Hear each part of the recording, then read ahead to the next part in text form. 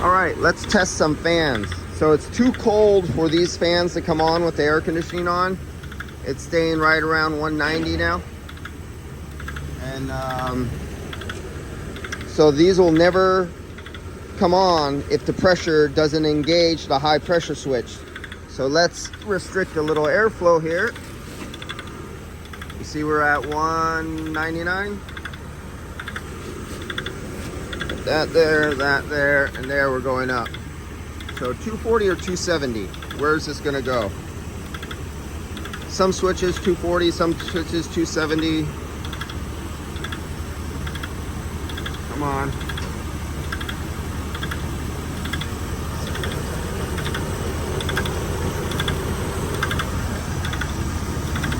There it goes. About 230, 240. So about 240 PSI, the fans kicked on, and I just tore off the plastic.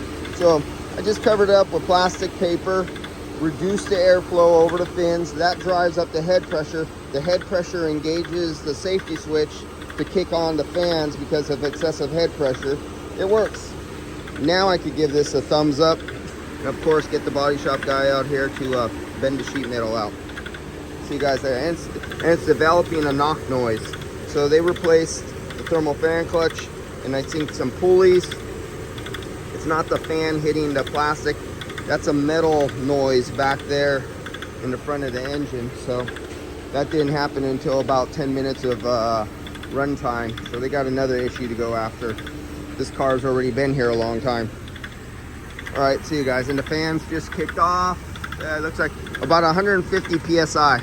So 240 kick on, 150 PSI kick off.